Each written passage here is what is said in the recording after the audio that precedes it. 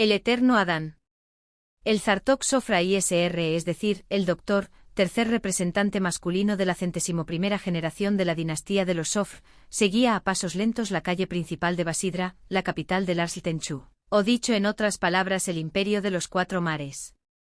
Cuatro mares efectivamente, el Tubeloneo septentrional, el Eoneo austral, el Esponeu oriental y el Meroneu occidental, limitaban aquel vasto territorio, de forma muy irregular, cuyos puntos más extremos, según las medidas comunes al lector, alcanzaban en longitud los 4 grados este y los 62 grados oeste y en latitud los 54 grados norte y los 55 grados sur.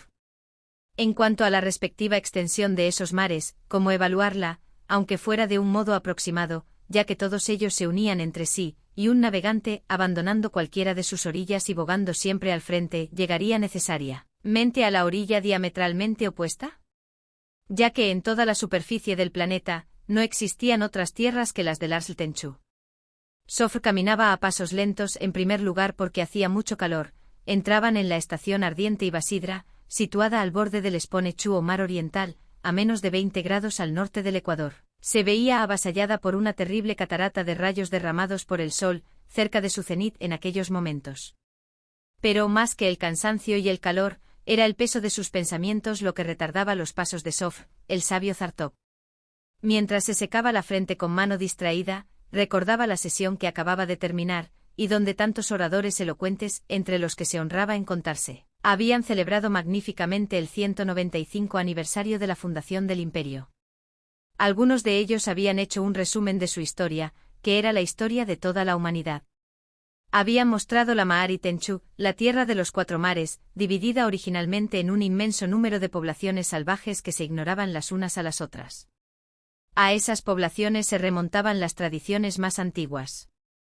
En cuanto a los hechos anteriores nadie los conocía, y las ciencias naturales apenas comenzaban a discernir una tenue luz en las impenetrables tinieblas del pasado. Sea como fuere, aquellos antiguos tiempos escapaban a la crítica histórica, cuyos primeros rudimentos se componían de aquellas vagas nociones referentes a las antiguas poblaciones dispersas.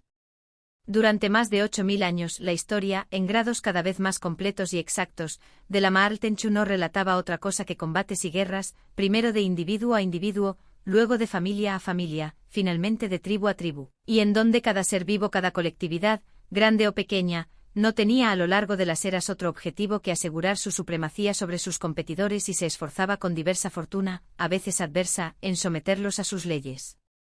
Después de esos 8000 años, los recuerdos de los hombres eran un poco más precisos. Al principio del segundo de los 4 periodos en los que comúnmente se dividían los anales de la Ma'ar Tenchu, la leyenda empezaba a merecer más justamente el nombre de historia. Por otro lado, fuera historia o leyenda, la temática de los relatos apenas cambiaba, siempre no eran más que masacres y matanzas, ya no de tribu a tribu, hay que admitirlo, sino ahora de pueblo a pueblo, por lo que en buena ley, ese segundo periodo no era muy diferente del primero. Y lo mismo podía decirse del tercero, cuyo final se hallaba apenas a 200 años de distancia en el pasado, tras haber durado cerca de 6 siglos. Más atroz quizá esa tercera época, durante la cual innumerables ejércitos de hombres, con una rabia insaciable, habían regado la tierra con su sangre. En efecto, un poco menos de 8 siglos antes del día en que el Zartok Sofr seguía la calle principal de Basidra, la humanidad se había hallado preparada para las vastas convulsiones. En aquel momento, habiendo cumplido las armas, el fuego, la violencia, una parte de su necesaria obra, habiendo sucumbido los débiles ante los fuertes, los hombres que poblaban la Ma'ar Tenchu formaban 3 naciones homogéneas, en cada una de las cuales el tiempo había atenuado las diferencias entre los vencedores y los vencidos de otros tiempos. Fue entonces cuando una de esas naciones emprendió la tarea de someter a sus vecinas. Situados en el centro de la Ma'ari Tenchu, los Andartia Samgor, u hombres de rostro de bronce, lucharon sin piedad para ampliar sus fronteras, dentro de las cuales se asfixiaba su ardiente y prolífica raza. Unos tras otros, al precio de seculares guerras, vencieron a los Andarti Ma'artoris, los hombres del país de la nieve que habitan las extensiones del sur, y a los Andartimitrasul, los hombres de la estrella inmóvil, cuyo imperio estaba situado al norte y al oeste. Cerca de 200 años habían transcurrido desde que la última revuelta de esos 2 últimos pueblos había sido ahogada en torrentes de sangre, y la tierra había conocido por fin una era de paz. Era el 4º periodo de la historia. Un solo imperio reemplazaba a las 3 naciones de antes, y todo el mundo obedecía la ley de Basidra, y la unidad política tendía a fundir las razas. Nadie hablaba ya de los hombres de rostro de bronce, de los hombres del país de la nieve, de los hombres de la estrella inmóvil, y la tierra no contenía más que un pueblo único, los Andarti Tenchu, los hombres de los 4 mares, que resumía en él a todos los demás. Pero tras aquellos 200 años de paz, un quinto período parecía querer anunciarse. Desde hacía un tiempo circulaban rumores desagradables, venidos nadie sabía de dónde. Habían aparecido pensadores que despertaban en las almas recuerdos ancestrales que uno hubiera creído abolidos. El antiguo sentimiento de la raza resucitaba bajo una nueva forma, caracterizada por nuevas palabras. Se hablaba en las conversaciones de atavismos, de afinidades, de nacionalismos, etc., todos ellos vocablos de reciente creación que, respondiendo a una necesidad, habían adquirido rápidamente derecho de ciudadanía. Siguiendo afinidades de origen, de aspecto físico, de tendencias morales, de intereses o simplemente de región y de clima, aparecían grupos que se veían aumentar poco a poco y que empezaban a agitarse. ¿Cómo se desarrollaría esa naciente evolución?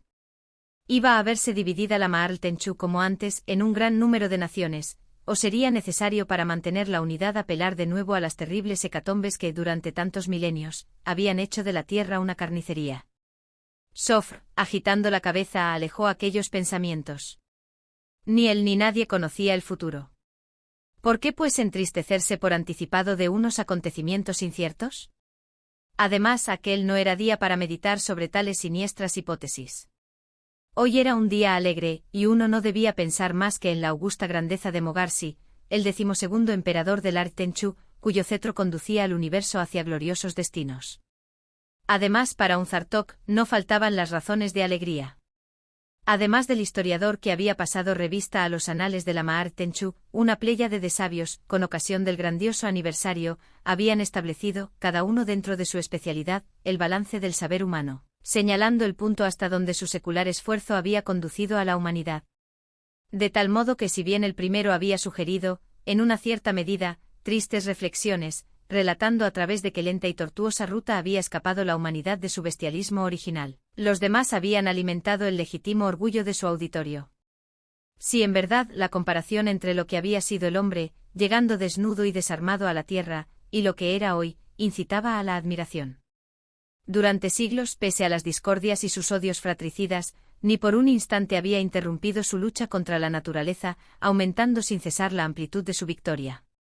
Lenta al principio, su marcha triunfal se había acelerado sorprendentemente desde hacía 200 años, y la estabilidad de las instituciones políticas y la paz universal que habían resultado de ello habían provocado un maravilloso florecer de la ciencia.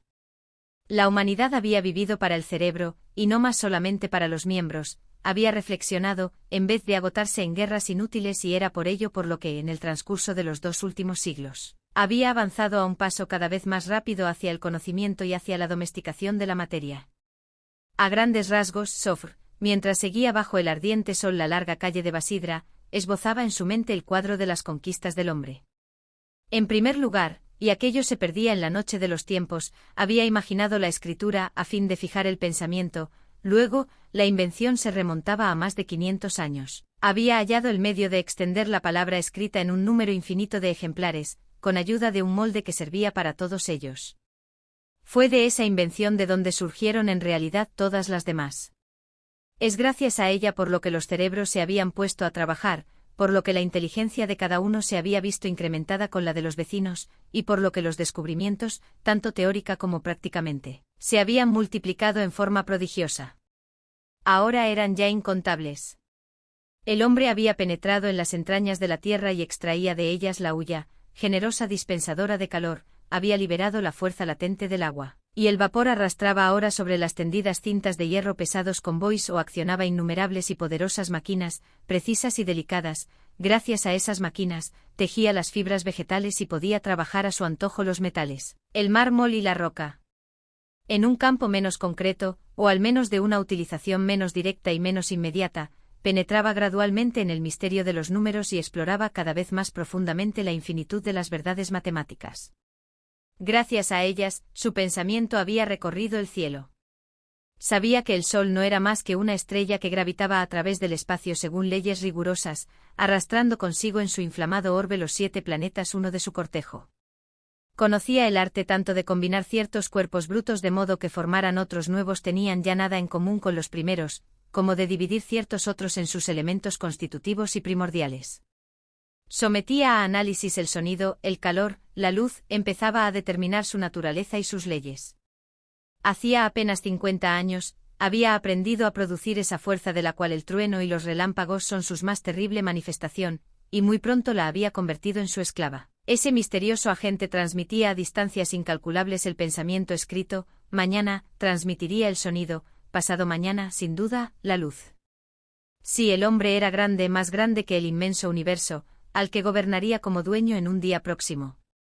Pero para que poseyera la verdad integral, quedaba por resolver un último problema. ¿Este hombre, dueño del mundo, quién es? ¿De dónde viene? ¿Hacia qué desconocidos fines tiende su incansable esfuerzo? Ese vasto tema era precisamente el que acababa de tratar el Zartok Sofre en el transcurso de la ceremonia de la que acababa de salir. Claro que no había hecho más que rozarlo, ya que un tal problema era actualmente insoluble, y seguiría siéndolo sin duda mucho tiempo aún. Sin embargo, algunos vagos resplandores empezaban a iluminar el misterio. Y entre esos resplandores, no era uno de los más poderosos el que había proyectado el propio Zartok Sofr cuando, codificando sistemáticamente las pacientes observaciones de sus predecesores y sus notas personales, había llegado al enunciado de su ley de la evolución de la materia viva, ley universal actualmente admitida por todos, y que no tenía ni un solo contradictor. Aquella teoría reposaba sobre una triple base. En primer lugar, sobre la ciencia geológica que, nacida el día en que se había empezado a hurgar las entrañas del suelo, se había ido perfeccionando a medida que se desarrollaban las explotaciones mineras. La corteza del planeta tan perfectamente conocida que se llegaba incluso a fijar su edad en 400.000 años, y en 20.000 la de la Maaltenschu tal como existía hoy en día. Antes aquel continente dormía bajo las aguas del mar, como lo atestiguaba la espesa capa de lino marino que recubría, sin la menor interrupción, los estratos rocosos subyacentes. ¿Por qué mecanismo había surgido fuera de las olas? Sin duda como consecuencia de una contracción de la corteza al enfriarse. Fuera cual fuese la hipótesis al respecto, lo cierto era que la emersión de la Maaltenschu debía ser considerada como segura.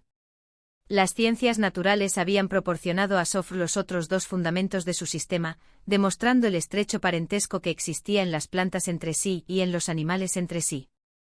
Sofr había ido incluso más lejos, había probado hasta la evidencia que casi todos los vegetales existentes se relacionaban con una planta marina que era su antepasado, y que casi todos los animales terrestres y aéreos derivaban de animales marinos.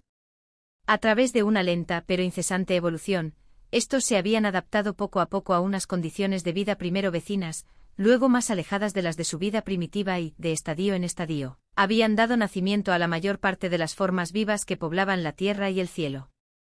Desgraciadamente, aquella ingeniosa teoría no era inatacable. El que los seres vivos del orden animal o vegetal procedieran de antepasados marinos era algo que parecía incontestable para casi todos, pero no para todos. Existían en efecto algunas plantas y algunos animales que parecía imposible conectar con formas acuáticas. Aquel era uno de los puntos débiles del sistema. El hombre Sofr no se lo ocultaba, era el otro punto débil. Entre el hombre y los animales no era posible establecer ningún lazo. Por supuesto, las funciones y las propiedades primordiales, tales como la respiración, la nutrición, la movilidad, eran las mismas y se realizaban o se revelaban sensiblemente de parecida manera. Pero subsistía un abismo infranqueable entre las formas exteriores, el número y la disposición de los órganos. Si bien, a través de una cadena de la que faltaban muy pocos eslabones, podía relacionarse la gran mayoría de los animales a unos antepasados surgidos del mar, una tal filiación era inadmisible en lo que concernía al hombre. Para conservar intacta la teoría de la evolución, era necesario, pues, imaginar gratuitamente la hipótesis de una raíz común a los habitantes de las aguas y al hombre, raíz cuya existencia anterior nada, absolutamente nada, demostraba. Por un tiempo Sofr había esperado hallar en el suelo argumentos favorables a sus preferencias. A instigación suya, y bajo su dirección, se habían realizado prospecciones durante un largo lapso de años, pero para llegar a resultados diametralmente opuestos a los que esperaba el promotor. Tras atravesar una delgada película de humus formada por la descomposición de plantas y animales parecidos o análogos a aquellos que podían ver todos los días, se había llegado a la espesa capa de limo, donde los vestigios del pasado habían cambiado de naturaleza. En aquel limo ya no existía nada de la flora y la fauna existentes, sino tan solo un amasijo colosal de fósiles exclusivamente marinos cuyos congéneres vivían aún, lo más frecuentemente en los océanos que rodeaban la Mare Tenchu. ¿Qué conclusión había que sacar de todo aquello, sino que los geólogos tenían razón profesando que el continente había yacido antiguamente en el fondo de aquellos mismos océanos, y que ni siquiera Sofre estaba equivocado afirmando el origen marino de la fauna y la flora contemporáneas? Puesto que, salvo excepciones tan raras que podían ser consideradas con pleno derecho como monstruosidades, las formas acuáticas y las formas terrestres eran las únicas de quienes se podían descubrir huellas, de modo que las últimas tenían que haber sido necesariamente engendradas por las primeras.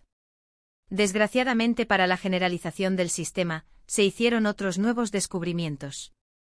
Esparcidas por todo el espesor del humus, y hasta llegar a la parte más superficial del depósito de limo, fueron puestas a la luz innumerables osamentas humanas. No había nada de excepcional en la estructura de aquellos fragmentos de esqueleto, y Sofr tuvo que renunciar a identificarlos como restos de organismos intermediarios cuya existencia hubiera confirmado su teoría. Aquellas osamentas eran, ni más ni menos, osamentas humanas. Sin embargo, no tardó en constatarse un particular extraordinariamente notable. Hasta una cierta antigüedad, que podía ser evaluada aproximadamente en 2 o 3 mil años, cuanto más antiguo era el osario, de más pequeña talla eran los cráneos descubiertos. Por el contrario, más allá de aquel estadio, la progresión se invertía, y desde entonces, cuanto más se retrocedía en el pasado, mayor era la capacidad de los cráneos y, en consecuencia, el tamaño de los cerebros que habían contenido.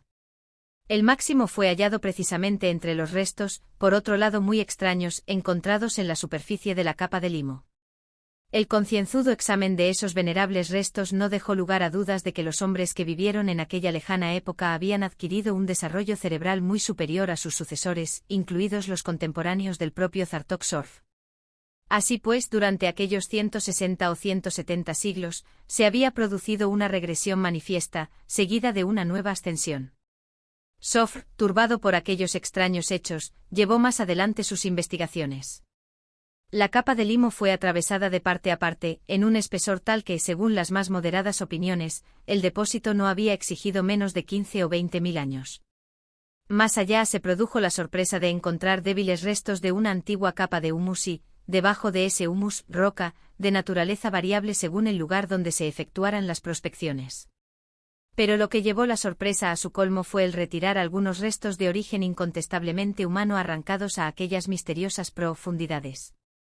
Eran fragmentos de osamentas que habían pertenecido a seres humanos, y también restos de armas o máquinas, trozos de cerámica, fragmentos de inscripciones en un lenguaje desconocido, piedras duras finamente trabajadas, a veces esculpidas en forma de estatuas casi intactas, capiteles delicadamente labrados, etc. El conjunto de aquellos hallazgos obligó lógicamente a deducir que hacía aproximadamente unos 40.000 años, es decir 20.000 años antes del momento en que habían surgido, nadie sabía de dónde ni cómo. Los primeros representantes de la raza contemporánea, el hombre había vivido ya en aquellos mismos lugares, alcanzando un grado de civilización tremendamente avanzado. Tal fue en efecto la conclusión generalmente admitida. De todos modos, hubo al menos un disidente. Ese disidente no era otro que Sofr. Admitir que otros hombres, separados de sus sucesores por un abismo de 20.000 años, hubieran poblado por primera vez la tierra, era para él una locura. ¿De dónde habrían venido, en este caso, esos descendientes de unos antepasados desaparecidos hacía tanto tiempo y a quienes no les ligaba nada? Más que aceptar una hipótesis tan absurda, era mejor permanecer a la expectativa. El hecho de que aquellos hechos singulares no pudieran ser explicados no permitía llegar a la conclusión de que eran inexplicables. Algún día serían interpretados. Hasta entonces era mejor no tenerlos en cuenta y permanecer aferrado a esos principios, que satisfacen plenamente la razón pura. La vida planetaria se divide en 2 fases, antes del hombre y después del hombre. En la primera, la Tierra, en estado de perpetua transformación, es por esta causa inhabitable y está deshabitada. En la segunda, la corteza terrestre ha llegado a un grado de cohesión que permite la estabilidad. Inmediatamente, teniendo bajo ella un sustrato sólido, aparece la vida. Se inicia con las formas más simples y va complicándose progresivamente para alcanzar al fin al hombre, su expresión última y más perfecta. El hombre apenas aparece sobre la tierra, prosigue inmediatamente y sin descanso su ascensión.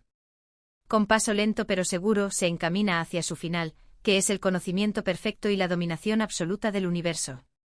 Arrastrado por el calor de sus convicciones, Sofra había pasado de largo su casa. Dio media vuelta, murmurando en voz baja. O se decía a sí mismo admitir que el hombre era hace 40.000 años, hubiera alcanzado una civilización comparable, si no superior, a la que gozamos ahora, y que sus conocimientos, sus adquisiciones, hayan desaparecido sin dejar la menor huella, hasta el punto de obligar a sus descendientes a recomenzar la obra por su base, como si fueran los pioneros de un mundo deshabitado que se extiende ante ellos. Eso sería negar el futuro, proclamar que nuestro esfuerzo es vano, y que todo el progreso es tan precario y poco firme como una burbuja de espuma cabalgando en la cresta de una ola. Sofra hizo alto frente a su casa. Upsa ni. Artchok no. Realmente andart miro espa. El hombre es el dueño de las cosas, murmuró, empujando la puerta. Cuando el Zartok hubo descansado unos instantes, comió con buen apetito, luego se tendió para efectuar su siesta cotidiana. Pero las preguntas que lo habían agitado camino de su domicilio seguían obsesionándole, rechazando el sueño. Por mucho que fuera su deseo de establecer la irreprochable unidad de los métodos de la naturaleza, poseía demasiado espíritu crítico como para negar lo débil que era su sistema desde el momento en que se abordaba el problema del origen y la formación del hombre. Obligar a los hechos a encajar con una hipótesis preconcebida es una manera de tener razón contra los demás, pero no sirve para tener razón contra uno mismo. Si en vez de ser un sabio o un Zartok muy eminente Sofra hubiera formado parte de la clase de los iletrados, se hubiera sentido menos angustiado. El pueblo, en efecto, sin perder su tiempo en profundas especulaciones, se contentaba con aceptar, con los ojos cerrados, la vieja leyenda que desde tiempos inmemoriales se transmitía de padres a hijos. Explicando el misterio a través de otro misterio, hacía remontar el origen del hombre a la intervención de una voluntad superior. Un día aquella potencia extraterrestre había creado de la nada a Edom e Iva, el primer hombre y la primera mujer, cuyos descendientes habían poblado la tierra. Así, todo se encadenaba de la forma más sencilla. Demasiado sencilla, pensaba Sofra. Cuando uno desespera de comprender algo, es realmente demasiado fácil hacer intervenir a la divinidad. De esta forma, resulta inútil buscar la solución de los enigmas del universo, ya que los problemas quedan suprimidos apenas planteados. Si al menos la leyenda popular tuviera, aunque fuese tan solo la apariencia de una base seria. Pero no se basaba absolutamente en nada. No era más que una tradición, nacida en las épocas de ignorancia y transmitida inmediatamente después de edad en edad. Incluso el nombre Edom. ¿De dónde venía ese vocablo extraño, de extranjeras consonancias, que no parecía pertenecer a la lengua de los Antart y Tenchu? Tan solo esta pequeña dificultad filológica había bastado para que una infinidad de sabios palidecieran, sin hallar ninguna respuesta satisfactoria. Todo aquello no eran más que desvaríos, cosas indignas de retener la atención de un Zartok. Irritado, Sofra descendió a su jardín. Aquella era la hora en que acostumbraba a hacerlo. El sol, en su ocaso, derramaba sobre la tierra un calor menos ardiente, y una brisa tibia empezaba a soplar desde el Esponechu. El Zartok erró por los caminillos, a la sombra de los árboles, cuyas susurrantes hojas murmuraban al viento, y poco a poco sus nervios recuperaron el equilibrio habitual. Pudo sacudirse aquellos absorbentes pensamientos, gozar apaciblemente del aire puro, interesarse en los frutos, la riqueza de los jardines y en las flores, su adorno. El azar de su paseo le condujo de nuevo hacia su casa, y se detuvo al borde de una profunda excavación donde yacían numerosos útiles. Allí serían enterrados al poco tiempo los cimientos de una nueva construcción que doblaría la superficie de su laboratorio. Pero en aquel día de fiestas, los obreros habían abandonado su trabajo para dedicarse al placer. Sofra estudiaba maquinalmente la obra ya realizada y la que quedaba por hacer, cuando en la penumbra de la excavación, un punto brillante atrajo su mirada. Intrigado, descendió al fondo de la zanja y extrajo un objeto de la tierra que lo recubría en sus 3/4 partes. Una vez arriba de nuevo, el Zartok examinó su hallazgo. Era una especie de estuche hecho de un metal desconocido, de color gris, textura granulosa y brillo atenuado por una prolongada estancia bajo el suelo. A 1/3 de su longitud, Una ranura indicaba que el estuche estaba formado por dos partes que encajaban la una en la otra. Sophie intentó abrirlo. A su primera tentativa el metal, corroído por el tiempo, se redujo a polvo, descubriendo un segundo objeto que se hallaba embutido en el primero. La sustancia de ese segundo objeto era tan nueva para el Zartok como el metal que lo había protegido hasta entonces. Era un rollo de hojas superpuestas y repletas de extraños signos, cuya regularidad indicaba que se trataba de caracteres de escritura, pero de una escritura desconocida, como Sophie no había visto nunca nada semejante, ni siquiera análogo. El Zartok, temblando de emoción, corrió a encerrarse en su laboratorio y, disponiendo con cuidado el precioso documento, lo examinó.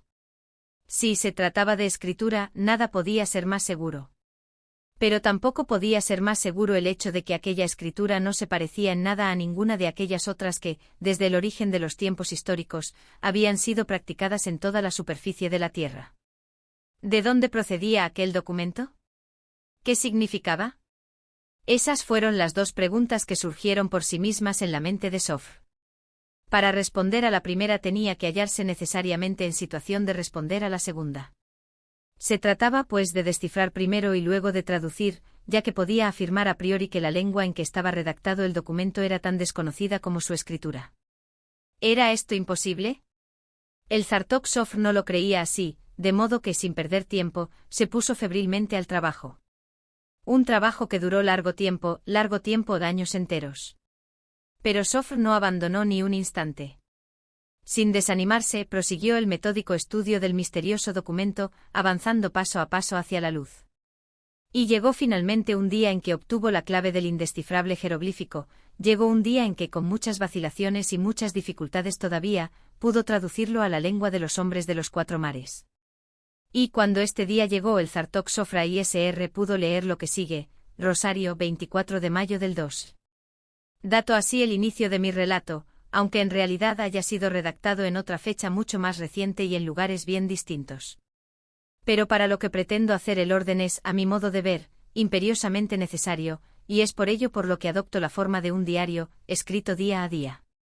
Es pues el 24 de mayo cuando empieza el relato de los terribles acontecimientos que quiero dejar registrados aquí, para información de aquellos que vendrán después de mí, si es que la humanidad se halla aún en situación de creer en un posible futuro. ¿En qué idioma voy a escribir? ¿En inglés o en español, los cuales hablo correctamente? No. Escribiré en la lengua de mi propio país, el francés. Aquel día, el 24 de mayo, había reunido a algunos amigos en mi villa de Rosario. Rosario es, o más bien era, una ciudad de México, a orillas del Pacífico, un poco al sur del Golfo de California. Me había instalado allí una decena de años antes para dirigir la explotación de una mina de plata que me pertenecía en propiedad. Mis negocios habían prosperado sorprendentemente. Era un hombre rico, muy rico incluso, cuanto me hace reír esta palabra hoy en día, y proyectaba regresar dentro de poco tiempo a Francia, mi patria de origen.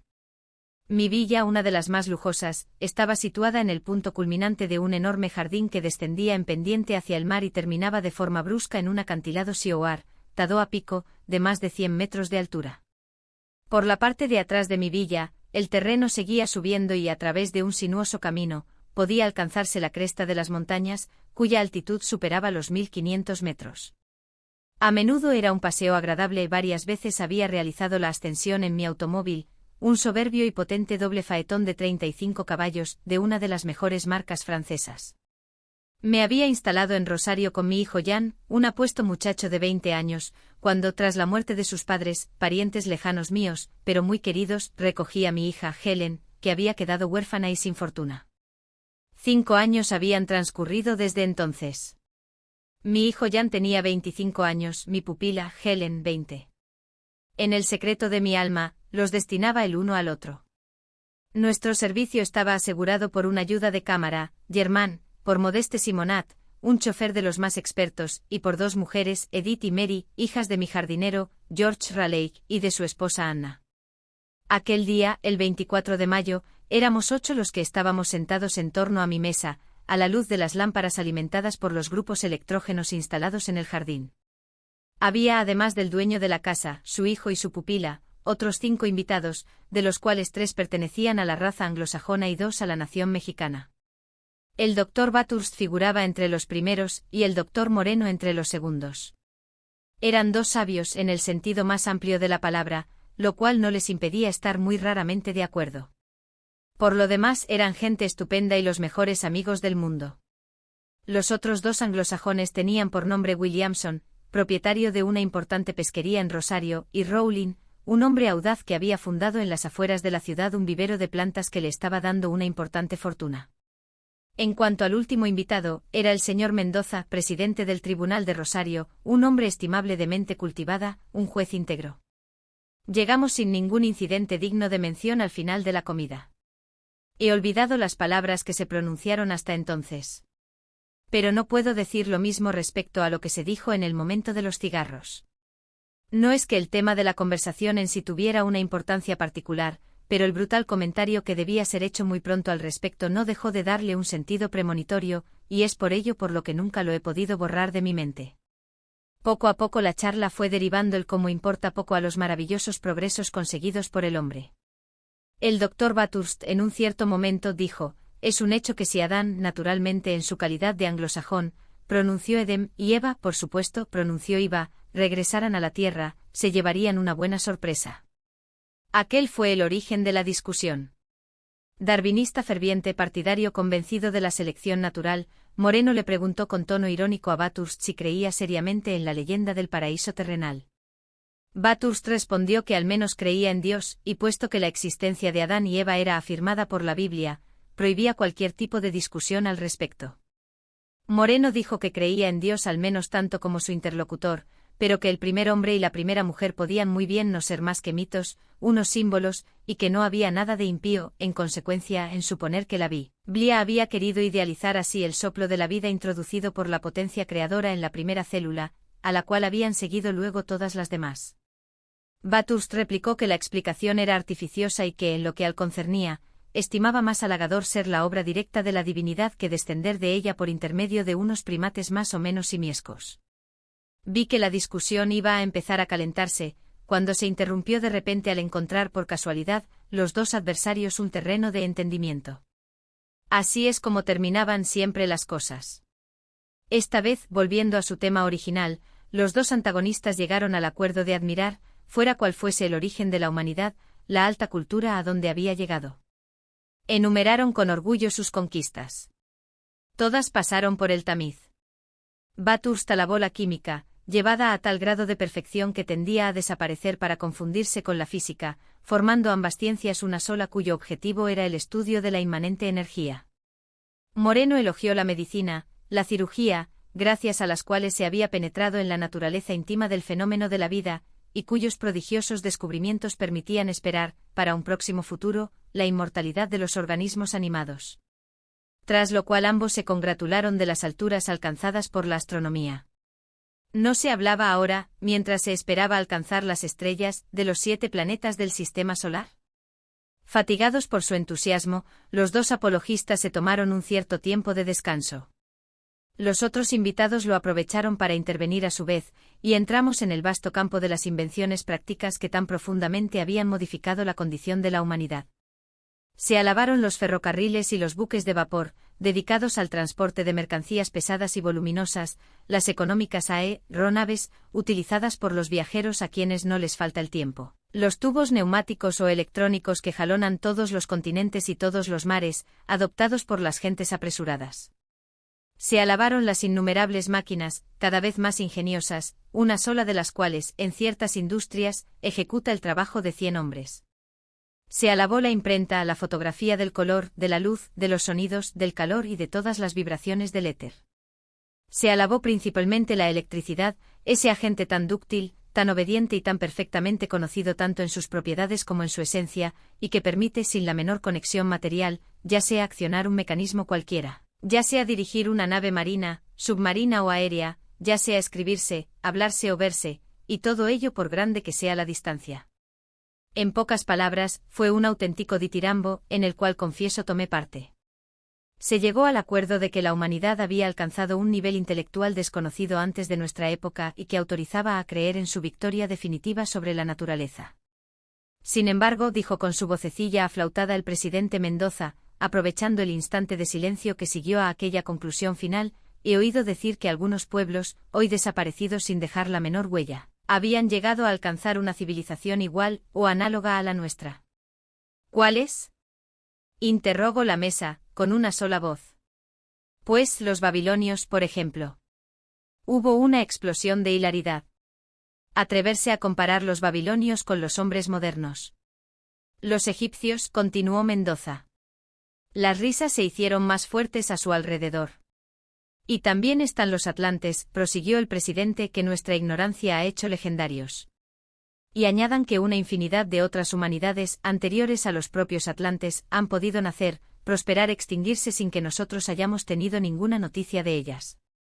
Como sea que Mendoza persistía en su paradoja, aceptamos, a fin de no herirle, hacer ver que lo tomábamos en serio. Veamos, mi querido presidente, insinuó Moreno, con el elaborado tono que adopta alguien que quiere hacer entrar en razón a un niño, no pretenderá usted, imagino, comparar ninguno de esos antiguos pueblos con nosotros. En el orden moral, admito que llegaron a elevarse a un grado igual de cultura, pero en el orden material, ¿por qué no? Objetó Mendoza. Porque, se apresuró a explicar Bathurst, la característica principal de nuestras invenciones es que se extienden instantáneamente por toda la tierra. La desaparición de un solo pueblo, o incluso de un gran número de pueblos, dejaría intacta la suma de los progresos alcanzados. Para que todo el esfuerzo humano resultara perdido haría falta que toda la humanidad desapareciera al mismo tiempo. ¿Es esta, le preguntó, una hipótesis admisible? Mientras hablábamos así, los efectos y las causas continuaban engendrándose en el infinito del universo y, menos de un minuto después de la pregunta que acababa de hacer el doctor Bathurst, su resultante total iba a justificar plenamente el escepticismo de Mendoza.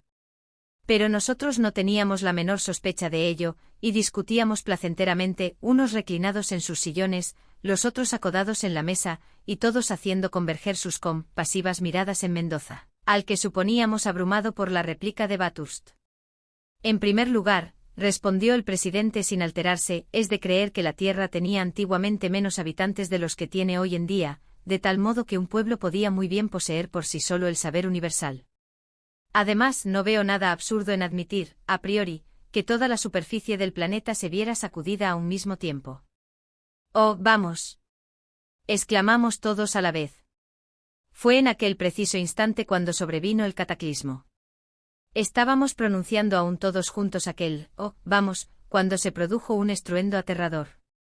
El suelo se estremeció bajo nuestros pies, la villa osciló sobre sus cimientos. Tropezando, empujándonos, presas de un indecible terror, nos precipitamos fuera. Apenas habíamos franqueado el umbral cuando el edificio se derrumbó en un solo bloque, sepultando bajo sus escombros al presidente Mendoza y a mi ayuda de cámara Germán, que eran los últimos. Tras algunos segundos de natural confusión, nos disponíamos a acudir en su ayuda cuando vimos a Raleigh, mi jardinero, que corría hacia nosotros, seguido por su mujer, procedentes de la parte baja del jardín, donde estaba su vivienda. ¡El mar! ¡El mar!, gritaban a pleno pulmón. Me volví hacia el océano y me quedé helado, inmovilizado por el estupor. No porque me diera cuenta claramente de lo que estaba viendo, sino porque de inmediato tuve la sensación de que la perspectiva habitual había cambiado. ¿Acaso no era suficiente para helar de miedo el corazón el que el aspecto de la naturaleza, esta naturaleza que consideramos esencialmente inmutable, hubiera cambiado tan extrañamente en unos pocos segundos? Sin embargo, no tardé en recuperar mi sangre fría. La verdadera superioridad del hombre no reside en dominar, en vencer la naturaleza, sino, para el pensador, en comprenderla, en hacer que el inmenso universo penetre en el macrocosmos de su cerebro, y para el hombre de acción, en mantener el alma serena ante la rebelión de la materia, en decirle destruirme, sea, pero inmutarme, jamás. Desde el momento en que recobré mi calma, comprendí en qué se diferenciaba el cuadro que tenía ante mis ojos del que estaba acostumbrado a contemplar. El acantilado simplemente había desaparecido, y mi jardín había descendido al nivel del mar, cuyas olas, tras aniquilar la casa del jardinero, batían curiosamente los arriates más bajos. Como era poco admisible que el nivel del agua hubiera subido tanto, había que suponer necesariamente que era la tierra firme la que se había hundido. Su hundimiento superaba los 100 metros, puesto que el acantilado tenía anteriormente esa altura, pero debía haberse producido con una cierta suavidad, ya que apenas nos habíamos dado cuenta de ello, lo cual explicaba la relativa calma del océano. Un breve examen me convenció de que mi hipótesis era exacta y me permitió, al mismo tiempo, constatar que el hundimiento no había cesado. El mar seguía ascendiendo, en efecto, a una velocidad que me pareció cercana a los 2 metros por segundo, o sea 7 u 8 kilómetros por hora. Dada la distancia que nos separaba de las primeras olas, íbamos a ser tragados por las aguas en menos de 3 minutos, si la velocidad de caída de la tierra firme permanecía constante. Mi decisión fue rápida. ¡Al auto! Grité. Fui comprendido. Nos lanzamos todos hacia la cochera, y el automóvil fue arrastrado fuera. En un abrir y cerrar de ojos llenamos el depósito de gasolina, y luego nos subimos al buen tuntún. Mi chofer Simonat accionó el motor, saltó al volante, embragó y se lanzó en cuarta velocidad, mientras Raleigh, una vez abierta la verja, se agarraba al auto a su paso y se aferraba fuertemente a las ballestas traseras. Justo a tiempo. En el momento en que el auto alcanzaba la carretera, una ola fue a lamer las ruedas hasta su eje.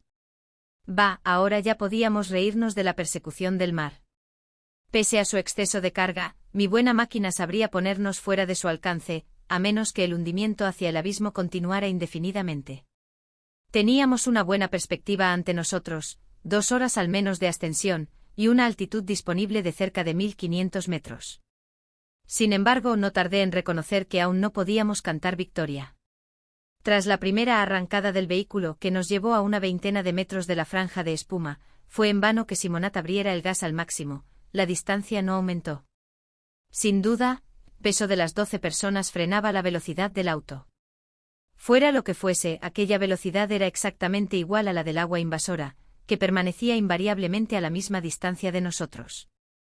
Aquella inquietante situación fue muy pronto observada, y todos, excepto Simonat, dedicado a dirigir su vehículo, nos giramos hacia el camino que dejábamos atrás. Ya no se veía nada más que agua. A medida que íbamos conquistándola, la carretera desaparecía bajo el mar, que la conquistaba a su vez. Este se había calmado. Apenas algunas olas venían a morir suavemente sobre una playa de guijarros siempre renovada. Era un lago apacible que se hinchaba, con un movimiento uniforme, y nada era tan trágico como la persecución de aquellas aguas calmadas. En vano huíamos ante ellas, las aguas ascendían implacables con nosotros. Simonat, que mantenía los ojos fijos en la carretera, dijo en una curva: «Estamos a mitad de la pendiente. Nos queda aún 1 hora de ascensión». Nos estremecimos. ¿Qué? Dentro de 1 hora íbamos a alcanzar la cima, y no nos quedaría más remedio que descender de nuevo, perseguidos, alcanzados entonces, fuera cual fuese nuestra velocidad, por las masas líquidas que se desplomarían en avalancha tras nosotros. La hora transcurrió sin que nuestra situación cambiara en lo más mínimo. Distinguíamos ya el punto culminante de la costa, cuando el auto sufrió una violenta sacudida y dio un bandazo que estuvo a punto de estrellarlo contra el talud que había a un lado de la carretera. Al mismo tiempo una enorme ola se hinchó tras nosotros, corrió al asalto de la carretera, se derramó finalmente sobre el auto, que se vio rodeado de espuma. ¿Íbamos a vernos sumergidos? No. El agua se retiró espumando, mientras el motor, aumentando bruscamente el ritmo de su trabajo, aceleraba nuestra marcha. ¿De dónde provenía aquel repentino aumento de la velocidad? Un grito de Anna Raleigh nos lo hizo comprender. Como acababa de constatar la pobre mujer, su marido ya no estaba sujeto a las ballestas traseras. Sin duda el remolino había arrancado al desgraciado de su asidero, y aquel era el motivo de que el vehículo aligerado trepara con mayor facilidad por la pendiente. De pronto nos detuvimos en seco. ¿Qué ocurre? Le pregunté a Simonat. ¿Es una avería? Incluso en aquellas trágicas circunstancias el orgullo profesional no perdió sus derechos. Simonat se encogió de hombros con desdén, dándome a entender con ello que la posibilidad de una avería era algo inconcebible para un chofer de su categoría, y con un gesto de la mano me mostró silenciosamente la carretera. Entonces comprendí la detención. La carretera estaba cortada a menos de 10 metros delante de nosotros. Cortada es la palabra exacta, uno podría decir que había sido rebanada con un cuchillo. Más allá de una arista viva que la remataba bruscamente, no había más que el vacío, un abismo de tinieblas, en cuyo fondo era imposible distinguir nada. Nos volvimos abatidos, seguros de que había llegado nuestra última hora. El océano, que nos había perseguido hasta aquellas alturas, Iba a alcanzarnos necesariamente en unos pocos segundos. Todos, salvo la desgraciada Anna y sus hijas, que sollozaban a partir el alma, lanzamos un grito de alegre sorpresa. No, el agua no había proseguido su movimiento ascendente, o con más exactitud, la tierra firme había dejado de hundirse. Sin duda la sacudida que acabábamos de experimentar había sido la última manifestación del fenómeno. El océano se había detenido, y su nivel permanecía a unos 100 metros por debajo del punto en el cual nos habíamos agrupado alrededor del aún trepidante auto, que parecía un animal resoplando tras una rápida carrera. ¿Conseguiríamos salir de aquella mala situación? No lo sabríamos hasta el nuevo día. Hasta entonces había que esperar. Uno tras otro nos tendimos pues en el suelo y creo, Dios me perdone, que incluso me dormí. Durante la noche soy despertado con un sobresalto por un ruido formidable. ¿Qué hora es? Lo ignoro. Sea como sea, seguimos rodeados por las tinieblas nocturnas. El ruido brota del abismo impenetrable en que se ha hundido la carretera. ¿Qué es lo que ocurre? Uno juraría que son masas de agua cayendo allí en cataratas, olas gigantescas entrechocando con violencia. Sí, eso es exactamente, ya que volutas de espuma llegan hasta nosotros, y nos vemos cubiertos por su rocío. Luego la calma renace poco a poco. Todo vuelve al silencio. El cielo palidece. Es de día. 25 de mayo. Qué suplicio es el lento revelarse de nuestra auténtica situación. Al principio no distinguimos otra cosa que nuestros alrededores más inmediatos, pero el círculo aumenta de tamaño sin cesar, como si nuestra esperanza siempre frustrada levantara uno tras otro un número infinito de ligeros velos. Y finalmente llega la plena luz, destruyendo nuestras últimas ilusiones. Nuestra situación es de lo más simple y puede resumirse en pocas palabras: nos hallamos sobre una isla. El mar nos rodea por todas partes. Apenas ayer hubiéramos podido divisar todo un océano de cimas, algunas de las cuales dominaban en altura a esta en la que nos hallamos ahora. Esas cimas han desaparecido, mientras que por razones que quedarán desconocidas para siempre, la nuestra, más humilde que las demás, se ha detenido en su tranquila caída. En su lugar se extiende una capa de agua sin límites. Por todos lados no hay más que el mar. Ocupamos el único punto sólido del inmenso círculo descrito por el horizonte. Nos basta una ojeada para reconocer en toda su extensión el islote en el que una extraordinaria fortuna nos ha permitido hallar asilo. Es efectivamente de pequeño tamaño, 1000 metros como máximo en longitud, 500 en anchura. Hacia el norte, el oeste y el sur, su cima, de unos 100 metros aproximadamente de altitud, desciende en pendiente suave hacia las olas. Al este, por el contrario, el islote termina en un acantilado que cae a pico hasta el océano. Es principalmente hacia ese lado hacia donde se vuelven nuestros ojos. En aquella dirección deberíamos ver cadenas de montañas y, más allá de ellas, toda la extensión de México. ¡Qué cambio en el espacio de una corta noche de primavera! Las montañas han desaparecido, todo México ha sido sumergido por las aguas. En su lugar solo hay un desierto infinito, el árido desierto del mar. Nos miramos aterrados. Aislados, sin víveres, sin agua, sobre esta pequeña y desnuda roca, no podemos conservar la menor esperanza. Taciturnos, nos tendemos en el suelo e iniciamos la lenta espera de la muerte. A bordo del Virginia, 4 de junio, ¿qué pasó durante los días siguientes? No he guardado su recuerdo. Es de suponer que finalmente perdí el conocimiento. Mi primera conciencia es a bordo del buque que nos ha recogido. Solamente entonces me entero de que pasamos 6 días completos en el islote, y que 2 de nosotros, Williamson y Rowling, murieron allí de sed y de hambre. De los 15 seres vivos que albergaba mi villa en el momento del cataclismo, solamente quedan 9, mi hijo Jan y mi pupila Helen, mi chofer Simonat, inconsolable por la pérdida de su máquina, Anna Raleigh y sus 2 hijas, los doctores Bat, Hearst y Moreno. Y finalmente yo, que me esfuerzo en redactar estas líneas para conocimiento de las razas futuras, admitiendo que nazcan algún día. El Virginia, que nos alberga, es un buque mixto a vapor y a vela, de unas 2000 toneladas, dedicado al transporte de mercancías. Es una nave bastante vieja, de andar lento. El capitán Morris tiene 20 hombres bajo sus órdenes. El capitán y la tripulación son ingleses. El Virginia zarpó de Melbourne en lastre, hace poco más de un mes, con destino a Rosario. Ningún incidente marcó su viaje salvo, en la noche del 24 al 25 de mayo, una serie de olas de fondo de una altura prodigiosa, pero de una longitud proporcional, lo que las hizo inofensivas. Por singulares que fueran, aquellas olas no podían hacer prever al capitán el cataclismo que se estaba produciendo en aquel mismo instante. Así que se sintió muy sorprendido no viendo más que mar en el lugar donde espera, ve a encontrar Rosario y el litoral mexicano. De aquel litoral no subsistía más que un islote. Un bote del Virginia abordó aquel islote, en el que fueron descubiertos 11 cuerpos inanimados. 2 no eran más que cadáveres, se embarcó a los otros 9. Así fuimos salvados. En tierra, enero o febrero, un intervalo de 8 meses separa las últimas líneas precedentes de las primeras que siguen. Fecho estás como enero o febrero en la imposibilidad de ser más preciso, puesto que no tengo una noción exacta del tiempo. Estos 8 meses constituyen el periodo más atroz de nuestras pruebas, el periodo en que, a grados cruelmente escalonados, hemos conocido toda la magnitud de nuestra desgracia. Tras habernos recogido, el Virginia prosiguió su rumbo hacia el este, a todo vapor. Cuando volví en mí, el islote donde estuvimos a punto de morir había desaparecido hacía tiempo tras el horizonte. Como indicó la posición, que el capitán tomó en un cielo sin nubes, navegábamos entonces sobre el lugar donde debería hallarse México, pero de México no quedaba ninguna huella, ni la menor señal de una tierra cualquiera, por mucho que uno aguzara la vista. Por todos lados no había más que la extensión infinita del mar. Había en aquella constatación algo realmente alucinante. Sentíamos que la razón estaba próxima a abandonarnos. Y cómo no. Todo México sumergido. Intercambiamos aterradas miradas, preguntándonos hasta dónde se habían extendido los estragos del terrible cataclismo.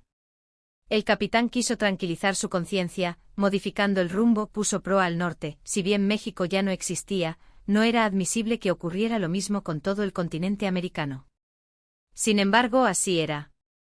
Surcamos en vano el mar hacia el norte durante 12 días, sin hallar ningún asomo de tierra, y tampoco la encontramos tras virar en redondo y dirigirnos hacia el sur durante casi un mes. Por paradójico que nos pareciera, no nos quedaba más remedio que rendirnos a la evidencia así, la totalidad del continente americano había desaparecido bajo las aguas. Así pues, ¿habíamos sido salvados tan solo para conocer una segunda vez las torturas de la agonía? En verdad, teníamos motivos para creerlo. Sin hablar de los víveres que nos faltarían un día u otro, un peligro urgente nos amenazaba. ¿Qué sería de nosotros cuando el agotamiento del carbón redujera la maquinaria a la inmovilidad? Así es como deja de latir el corazón de un animal exhausto. Es por ello por lo que el 14 de julio, nos hallábamos entonces más o menos sobre el antiguo emplazamiento de Buenos Aires, el capitán Morris apagó los fuegos y largó las velas. Hecho esto, reunió a todo el personal del Virginia, tripulación y pasajeros, y tras exponernos en pocas palabras la situación, nos rogó que reflexionáramos profundamente sobre ella y propusiéramos al Consejo que se celebraría al día siguiente la solución que gozara de nuestras preferencias. No sé si alguno de mis compañeros de infortunio tuvo al respecto alguna idea más o menos ingeniosa. Por mi parte, lo confieso, vacilaba, muy inseguro del mejor partido a tomar, cuando una tormenta que se desató durante la noche cortó en seco la cuestión. Tuvimos que huir hacia el oeste, arrastrados por un viento desencadenado, a punto a cada instante de ser tragados por un mar furioso. El huracán duró 35 días, sin un minuto de interrupción, sin amainar ni por un momento. Empezábamos a desesperar de que terminara nunca cuando, el 19 de agosto, el buen tiempo regresó con la misma brusquedad con que había cesado. El capitán aprovechó la circunstancia para calcular la posición. El cálculo le dio 40 grados latitud norte y 114 grados longitud este. Eran las coordenadas de Pekín. Así pues, habíamos pasado por encima de la Polinesia, y quizá de Australia, sin ni siquiera darnos cuenta, y en el lugar donde navegábamos ahora se había erigido antes la capital de un imperio de 400 millones de almas. Así pues, ¿Asia había sufrido la misma suerte que América? Muy pronto pudimos convencernos de ello. El Virginia, siguiendo su rumbo hacia el sudoeste, llegó a la altura del Tíbet, luego a la del Himalaya. Aquí tenían que haberse elevado las cimas más altas del mundo. Y sin embargo, en todas direcciones, nada emergía de la superficie del océano. Era de creer que no existía ya, sobre la Tierra, otro punto sólido que el islote que nos había salvado, que nosotros éramos los únicos supervivientes del cataclismo, los últimos habitantes de un mundo cubierto por el moviente sudario del mar. Si era así, nosotros no tardaríamos en morir a nuestra vez. Pese a un severo racionamiento, los víveres de a bordo se agotaban, y en este caso deberíamos perder toda esperanza de poder renovarlos. Resumo el relato de esa terrible navegación. Si para contarla en detalle intentara revivirla día a día, el recuerdo me volvería loco. Por extraños y terribles que sean los acontecimientos que la precedieron y siguieron, por lamentable que me parezca el futuro, un futuro que yo no veré fue durante esa navegación infernal cuando conocimos el máximo del horror. O esa carrera eterna por un mar infinito. Esperar todos los días llegar a alguna parte, y ver sin cesar cómo iba retrocediendo el término del viaje. Vivir inclinados sobre los mapas donde los hombres habían representado la sinuosa línea de las orillas y constatar que nada, absolutamente nada de esos lugares que creían eternos existe ya. Decirse que hacía tan poco tiempo la tierra palpitaba con incontables vidas, que millones de hombres y miríadas de animales la recorrían en todos sentidos o surcaban su atmósfera, y que todo ha muerto a la vez. Que todas esas vidas se apagaron juntas como una pequeña llama ante el soplo del viento. Buscar semejantes por todas partes y buscarlos en vano. Adquirir poco a poco la certeza de que alrededor de uno no existe nada vivo, y adquirir gradualmente conciencia de su soledad en medio de un despiadado universo. ¿He hallado las palabras adecuadas para expresar nuestra angustia? No lo sé. En ninguna lengua deben existir términos adecuados para una situación sin precedentes. Tras reconocer el mar donde antes había estado la península india, tomamos rumbo al norte durante 10 días, luego viramos al oeste. Sin que nuestra condición cambiara en lo más mínimo, franqueamos la cordillera de los Urales, convertida en montañas submarinas, y navegamos por encima de lo que había sido Europa. Descendimos luego hacia el sur, hasta 20 grados más allá del Ecuador, tras lo cual, abandonando nuestra inútil búsqueda, pusimos de nuevo rumbo al norte y atravesamos, hasta pasados los Pirineos, una extensión de agua que recubría África y España. En verdad, empezábamos a acostumbrarnos a nuestro horror. A medida que avanzábamos marcábamos nuestro rumbo en los mapas y nos decíamos, aquí estaba Moscú. Varsovia. Berlín. Viena. Roma. Túnez. Tombuctú. Saint Louis. Orange. Madrid, pero con una creciente indiferencia, y con ayuda de la costumbre, llegábamos incluso a pronunciar sin emoción aquellas palabras en realidad tan trágicas. Sin embargo, yo al menos no había agotado toda mi capacidad de sufrimiento. Recuerdo el día, era aproximadamente el 11 de diciembre en que el capitán Morris me dijo, aquí estaba París. Ante esas palabras creí que me arrancaban el alma. Que el universo entero fuera sumergido, sea. Pero Francia, mi Francia y París que la simbolizaba. A mi lado oí como un sollozo. Me volví, era Simonat que lloraba. Durante 4 días aún proseguimos nuestro rumbo hacia el norte, luego, llegados a la altura de Edimburgo, descendimos de nuevo hacia el sudoeste en busca de Irlanda, luego variamos el rumbo al este. En realidad errábamos al azar, ya que no había ninguna razón que aconsejara ir en una dirección mejor que en otra. Pasamos por encima de Londres, cuya líquida tumba fue saludada por toda la tripulación. 5 días más tarde estábamos a la altura de Danzig, cuando el capitán Morris hizo virar 180 grados y poner rumbo sudoeste. El timonel obedeció pasivamente. ¿Qué podía importarle? ¿Acaso no iban a encontrar lo mismo por todos lados? Fue durante el 9º día de navegación siguiendo aquel rumbo cuando comimos nuestro último trozo de galleta.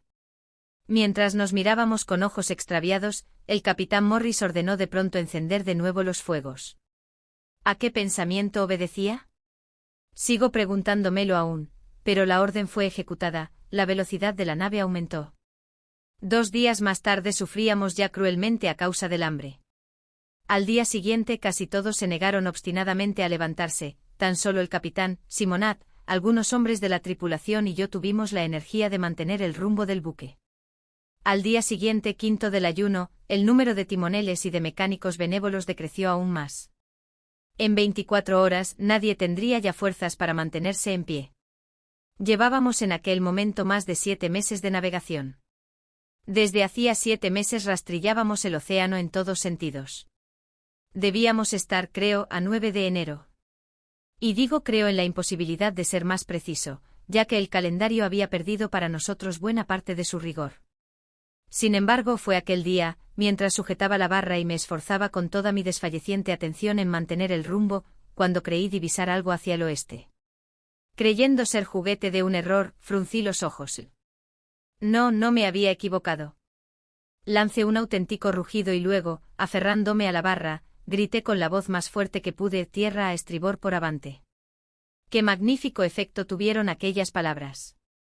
Todos los moribundos resucitaron a la vez, y sus pálidos rostros aparecieron por encima de la amura de estribor. «Es realmente tierra», dijo el capitán Morris, tras examinar atentamente la mancha en el horizonte. Media hora más tarde era imposible tener la menor duda. Era realmente tierra aquello que encontrábamos en pleno océano Atlántico, tras haber buscado en vano por toda la superficie de los antiguos continentes. Hacia las 3 de la tarde los detalles del litoral que nos cortaba el rumbo se hicieron perceptibles, y sentimos renacer nuestra desesperación. Ya que aquel litoral no se parecía a ningún otro, y nadie de nosotros recordaba haber visto una desolación tan absoluta, tan perfecta. En la tierra, al como la habitábamos antes del desastre, el verde era un color muy abundante. Ninguno de nosotros conocía una costa, por árida o desheredada que fuera, donde no se hallaran algunos arbustos, algunos matorrales, incluso tan solo algunos líquenes o musgos. Aquí no había nada de eso. No se distinguía más que un alto acantilado negruzco, al pie del cual yacía un caos de rocas, sin una planta, sin una sola brizna de hierba. Era la desolación en su forma más total, más absoluta. Durante 2 días costeamos aquel abrupto acantilado sin divisar en él la menor fisura. Fue hacia el anochecer del segundo día cuando descubrimos una amplia bahía bien abrigada de todos los vientos, al fondo de la cual dejamos caer el ancla. Tras haber alcanzado tierra en los botes, nuestro primer cuidado fue recolectar nuestro alimento sobre los guijarros de la playa. Esta se hallaba cubierta por centenares de tortugas y por millares de moluscos.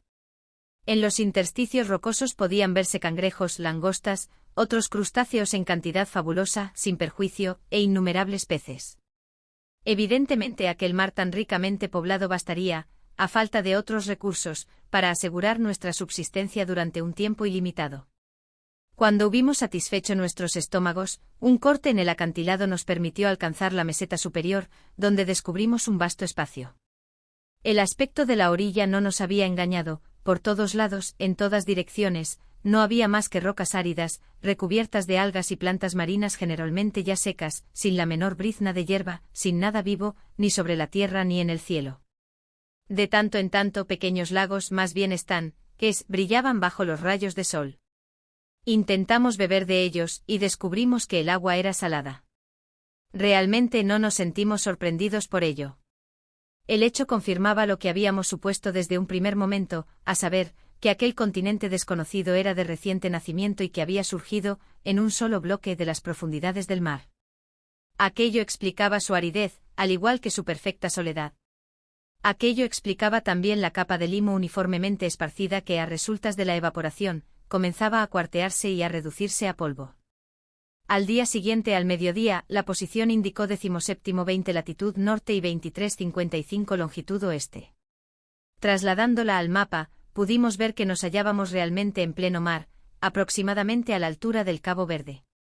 Y sin embargo la tierra en el oeste y el mar, hacia el este, se extendían ahora hasta perderse completamente de vista. Por hosco e inhóspito que fuese el continente en el que habíamos puesto pie, sin embargo, no nos quedaba más remedio que contentarnos con él. Fue por ello por lo que la descarga del Virginia fue emprendida sin la menor dilación. Subimos a la meseta todo lo que contenía, sin hacer ninguna elección. Antes anclamos sólidamente la nave con 4 anclas, en un lugar donde la profundidad era de 15 brazas. En aquella tranquila bahía no corría ningún riesgo, y podíamos abandonarla a sí misma sin el menor problema. Nuestra nueva vida empezó apenas terminamos el desembarco de todos nuestros bienes. En primer lugar, convenía. Llegado a este punto de su traducción, el Zartok Sof tuvo que interrumpirse. El manuscrito mostraba en aquel lugar una primera laguna, probablemente muy importante a juzgar por las páginas que comprendía, laguna que era seguida por otra más considerable aún por lo que era posible juzgar. Sin duda un gran número de hojas habían resultado afectadas por la humedad, pese a la protección del estuche en resumidas cuentas, no quedaban de ellas más que algunos fragmentos más o menos extensos, cuyo contexto general había quedado destruido para siempre. Esos fragmentos se sucedían en el siguiente orden: empezamos a aclimatarnos. ¿Cuánto tiempo hace que desembarcamos en esta costa? Ya no lo sé. Se lo he preguntado al doctor Moreno, que lleva un calendario de los días transcurridos. 6 meses, me ha dicho, añadiendo. Día más, día menos, ya que cree que es probable que esté equivocado. A esto hemos llegado. Han bastado solo 6 meses para que ya ni siquiera estemos seguros de haber medido exactamente el tiempo, eso promete. De todos modos, nuestra negligencia no tiene nada de sorprendente. Empleamos toda nuestra atención, toda nuestra actividad, en conservar nuestras vidas. Alimentarse es un problema cuya solución exige toda la jornada. ¿Qué es lo que comemos?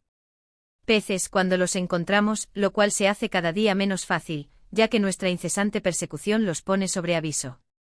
Comemos también huevos de tortuga, y algunas algas comestibles. Por la noche nuestro estómago está lleno, pero nos sentimos extenuados, y no pensamos en otra cosa que en dormir. Hemos improvisado tiendas con las velas del Virginia. Creo que en breve tiempo habrá que construir algún abrigo más seguro. A veces cazamos algún pájaro. La atmósfera no está tan desierta como supusimos al principio. Una decena de especies conocidas se hallan representadas en este nuevo continente. Son exclusivamente aves migratorias, golondrinas, albatros y algunas otras.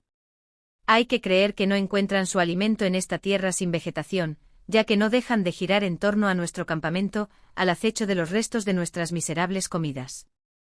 A veces recogemos alguno al que ha matado el hambre, lo cual nos permite ahorrar nuestra pólvora y nuestros fusiles. Afortunadamente hay posibilidades de que la situación se haga menos mala. Hemos descubierto un saco de trigo en la cala del Virginia, y hemos sembrado la mitad. Será una gran mejora cuando el trigo haya crecido. Pero, ¿germinará? El suelo está recubierto de una espesa capa de aluvión, una tierra arenosa abonada por la descomposición de las algas. Por mediocre que sea su calidad, es humus de todos modos. Cuando abordamos el continente estaba impregnado de sal, pero luego las lluvias diluvianas han lavado copiosamente su superficie, ya que todas las depresiones se hallan ahora llenas de agua dulce. De todos modos, la capa de aluvión se ha desembarazado de la sal tan solo en un espesor muy débil. Los riachuelos, incluso los ríos que están empezando a formarse, son todos fuertemente salados, lo cual prueba que la tierra se halla aún saturada en profundidad.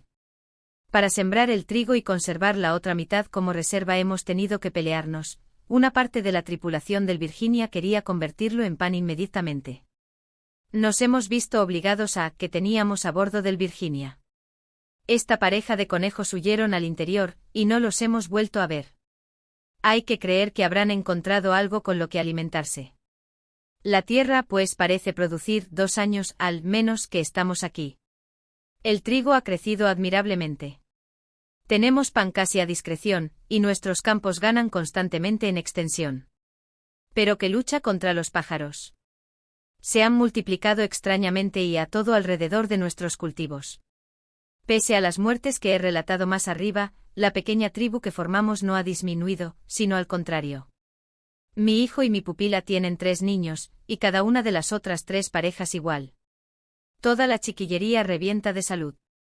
Hay que creer que la especie humana posee un mayor vigor, una vitalidad más intensa desde que se ha visto reducida en su número. Más que causas de aquí desde hace 10 años, y no sabíamos nada de este continente.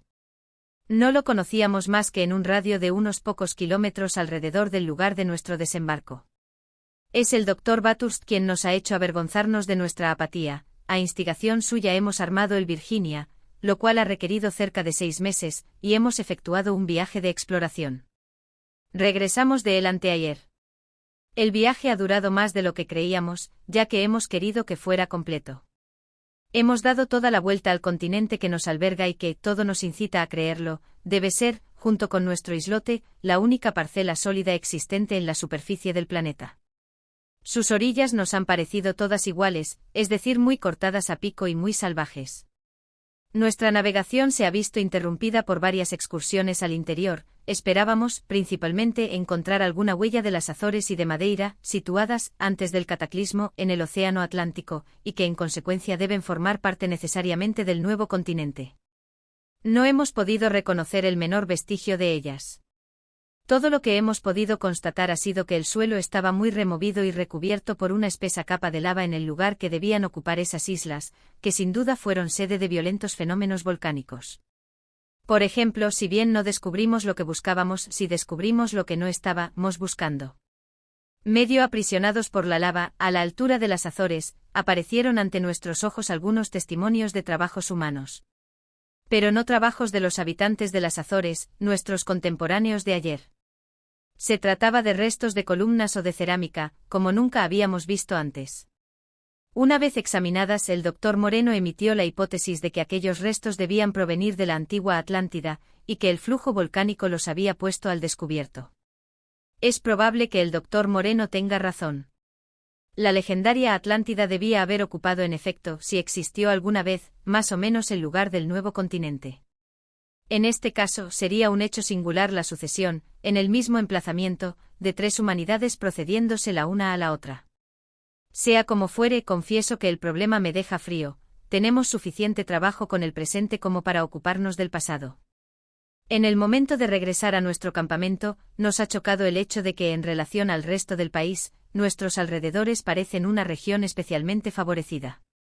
Esto se debe únicamente al hecho de que el color verde, tan abundante antes en la naturaleza, no es aquí desconocido, mientras que ha sido radicalmente suprimido en el resto del continente.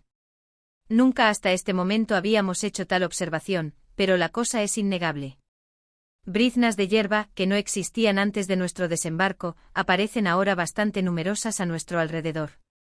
Claro que no pertenecen más que a un pequeño número de especies entre las más vulgares, cuyas semillas habrán sido traídas sin duda por los pájaros hasta aquí. De lo antedicho no hay que sacar de todos modos la conclusión de que no existe vegetación, excepto algunas pocas especies antiguas. Como consecuencia de un trabajo de adaptación de los más extraños, existe por el contrario una vegetación, en estado al menos rudimentario, con promesas de futuro, en todo el continente. Las plantas marinas de las que estaba cubierto en el momento en que surgió de las aguas han muerto en su mayor parte a causa de la luz del sol. Algunas, sin embargo, persistieron en los lagos, los estanques y las charcas, que el calor fue desecando progresivamente. Pero en aquella época los torrentes y los riachuelos empezaban a nacer, mucho más apropiados a la vida de las algas y demás plantas marinas puesto que su agua era salada. Cuando la superficie y luego las profundidades del suelo se vieron privadas de su sal, y el agua se volvió dulce, la inmensa mayoría de aquellas plantas fueron destruidas. Un pequeño número de ellas, sin embargo, adaptándose a las nuevas condiciones de vida, prosperaron en el agua dulce al igual que habían prosperado en el agua salada. Pero el fenómeno no se detuvo ahí, algunas de esas plantas, dotadas de un mayor poder de acomodación, se adaptaron al aire libre, tras haberse adaptado al agua dulce, y primero en las orillas, luego expandiéndose poco a poco progresaron hacia el interior. Sorprendimos esa transformación en pleno curso de su desarrollo, y pudimos constatar cómo las formas se modificaban al mismo tiempo que el funcionamiento fisiológico. Algunos tallos se yerguen ya tímidamente hacia el cielo. Es de prever que algún día se creará de este modo toda una flora completa y que se establecerá una ardiente lucha entre las especies nuevas y aquellas que hayan sobrevivido del antiguo orden de cosas. Lo que ocurre con la flora ocurre también con la fauna. En las inmediaciones de los cursos de agua se ven antiguos animales marinos, moluscos y crustáceos en su mayor parte, en trance de convertirse en terrestres. El aire está surcado de peces voladores, mucho más pájaros que peces, con sus alas desmesuradamente desarrolladas y su cola curvada que les permite. El último fragmento intacto contenía el fin del manuscrito, todos viejos. El capitán Morris ha muerto. El doctor Bathurst tiene 65 años, el doctor Moreno 60, yo 68. Todos llegaremos muy pronto al final de nuestras vidas. Antes, sin embargo, cumpliremos la tarea que nos hemos impuesto, y tanto como esté en nuestro poder, acudiremos en ayuda de las generaciones futuras en la lucha que les aguarda. Pero esas generaciones futuras verán algún día la luz. Estoy tentado a responder sí, si tengo en cuenta la multiplicación de mis semejantes, los niños pululan y por otro lado, en este clima seco, en este país donde los animales feroces son desconocidos, la longevidad es grande. Nuestra colonia ha triplicado su importancia. Por el contrario, me siento tentado a responder no, si considero la profunda degradación intelectual de mis compañeros de miseria. Nuestro pequeño grupo de náufragos estaba, sin embargo, en condiciones favorables para sacar provecho del saber humano. Comprendía a un hombre particularmente enérgico, el capitán Morris, hoy ya fallecido, dos hombres más cultivados de lo habitual, mi hijo y yo, y dos auténticos sabios, el doctor Bathurst y el doctor Moreno. Con tales elementos, se hubiera podido hacer algo. No se ha hecho nada. La conservación de nuestra vida material ha sido, desde el principio, y lo es aún, nuestra única preocupación. Como al principio empleamos todo nuestro tiempo en buscar nuestro alimento y por la noche, caemos agotados en un pesado sueño. Es terriblemente cierto que la humanidad, de la que somos los únicos representantes, está en trance de regresión rápida y tiende a acercarse a la brutalidad. Entre los marineros del Virginia, gente ya inculta de por sí, los caracteres de animalidad se han manifestado antes, mi hijo y yo hemos olvidado lo que sabíamos, el doctor Bathurst y el doctor Moreno han dejado que sus cerebros se desecaran. Puede decirse que nuestra vida cerebral se ha visto abolida. Qué suerte que hace ya tantos años de ello, decidiéramos realizar el periplo de este continente. Hoy no hubiéramos tenido el valor necesario para llevarlo a cabo y por otro lado el capitán Morris, que dirigió la expedición, está muerto. Y muerto también de vetustez está el Virginia que nos llevaba.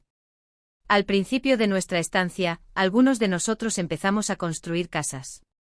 Las construcciones inacabadas se caen ahora en ruinas. Dormimos en el suelo en cualquier estación. Desde hace tiempo ya no queda nada de las ropas que nos cubrían. Durante algunos años nos las hemos ingeniado para reemplazarlas con algas tejidas en forma primero ingeniosa, luego cada vez más burda. Finalmente nos cansamos de este esfuerzo que la suavidad del clima hace superfluo, ahora vivimos desnudos, como aquellos a los que llamábamos salvajes. Comer, esa es nuestra principal finalidad, nuestra exclusiva preocupación. Sin embargo, subsisten aún algunos restos de nuestras antiguas ideas y nuestros antiguos sentimientos. Mi hijo Jan, hoy maduro y abuelo ya, no ha perdido todo sentimiento afectivo, y mi ex-chofer, Modeste Simonat, conserva un vago recuerdo de que hubo un tiempo en que yo fui su amo.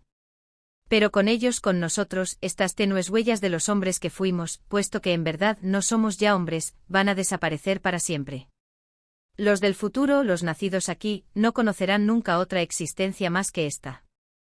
La humanidad se verá reducida a esos adultos que tengo ahora aquí ante mis ojos, mientras escribo, que no saben leer, ni contar, ni apenas hablar, a esos niños de dientes afilados, que parecen no ser más que un vientre insaciable.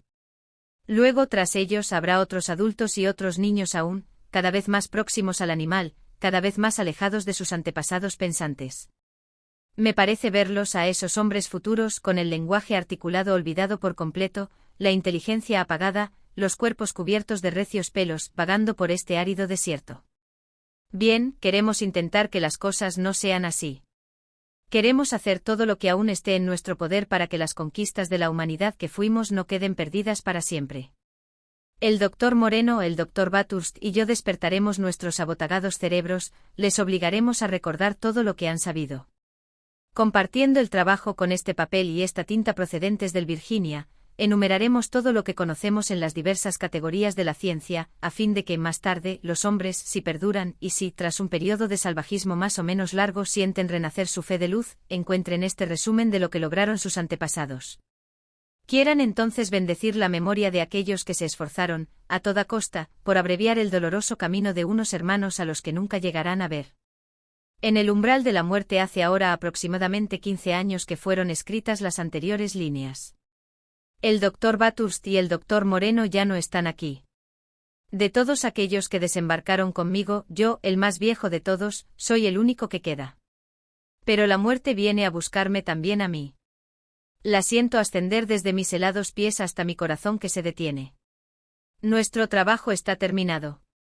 He confiado los manuscritos que encierran el resumen de la ciencia humana en un caja de hierro desembarcada del Virginia, y la he hundido profundamente en el suelo. A su lado voy a hundir también estas pocas páginas enrolladas dentro de un estuche de aluminio. ¿Encontrará alguien alguna vez este legado depositado en la tierra? ¿Habrá simplemente alguien para buscarlo? Hay que dejarlo al azar. Solo Dios lo sabe. A medida que el Zartok Sof traducía ese extraño documento, una especie de terror aferraba su alma. Así pues, la raza de los Andart y Tenchu descendían de esos hombres que, tras haber errado durante largos meses en el desierto de los océanos, habían ido a embarrancar en aquel punto de la orilla donde se erigía ahora Basidra. Así pues, aquellas criaturas miserables habían formado parte de una gloriosa humanidad al lado de la cual la humanidad actual apenas iniciaba sus balbuceos. Y sin embargo, para que la ciencia e incluso el recuerdo de aquellos pueblos tan potentes fueran abolidos, ¿qué había sido necesario? Menos que nada, que un imperceptible estremecimiento recorriera la corteza del planeta. Qué irreparable desgracia que los manuscritos mencionados en el documento hubieran resultado destruidos con la caja de hierro que los contenía. Pero por grande que fuera esa desgracia, era imposible conservar la menor esperanza, ya que los obreros, para cavar los cimientos, habían removido la tierra en todos sentidos. Sin la menor duda el hierro había sido corroído por el tiempo, mientras que el estuche de aluminio había resistido victoriosamente. De todos modos, no se necesitaba más para que el optimismo de Sor se viera alterado. Si bien el manuscrito no presentaba ningún detalle técnico, abundaba en indicaciones generales, y probaba de una manera perentoria que la humanidad había avanzado en la antigüedad mucho más adelante por el camino de la verdad de lo que lo había hecho después. Todo estaba en aquel relato, las nociones que poseía Sofr, y otras que ni siquiera llegaba a imaginar. Hasta la explicación de aquel nombre de Edom, sobre el cual tantas polémicas se habían iniciado. Edom no era más que la deformación de Edem, esta a su vez deformación de Adán, cuyo Adán no era tal vez más que la deformación de algún otro nombre aún más antiguo. Edom, Edem, Adán, este era el perpetuo símbolo del primer hombre, y era también una explicación de su llegada a la tierra. Sofra había cometido pues una equivocación negando aquel antepasado, cuya realidad quedaba establecida sin lugar a dudas por el manuscrito, y era el pueblo quien tenía razón otorgándose unos ascendientes semejantes a él mismo. Pero ni siquiera en esto, al igual que en todo lo demás, los Andart y Tenchu habían inventado nada, se habían contentado con decir a su vez lo que otros habían dicho antes que ellos. Y quizá, después de todo, los contemporáneos del redactor de aquel relato tampoco hubieran inventado nada. Quizá no habían hecho más que rehacer, ellos también, el camino recorrido por otras humanidades llegadas antes que ellos a la Tierra. ¿Acaso el documento no hablaba de un pueblo al que denominaba Atlantes? A esos Atlantes sin duda correspondían los pocos vestigios casi impalpables que las excavaciones de Sofra habían puesto al descubierto debajo del limo marino. ¿A qué conocimiento de la verdad habría llegado esa antigua nación, cuando la invasión del océano la barrió de la tierra? Fuera cual fuese, no quedó nada de su obra tras la catástrofe, y el hombre tuvo que reemprender desde abajo la penosa ascensión hacia la luz. Quizá también ocurriera lo mismo con los Andart y Tenchu. Quizá volviera a ocurrir otra vez después de ellos, y otra vez aún, y otra, hasta el día. Pero llegaría nunca ese día en que se viera satisfecho el incesante deseo del hombre. Llegaría nunca el día en que éste, habiendo terminado de subir la cuesta, pudiera por fin reposar en la cima conquistada. Así soñaba el Zartok Sofr, inclinado sobre el venerable manuscrito.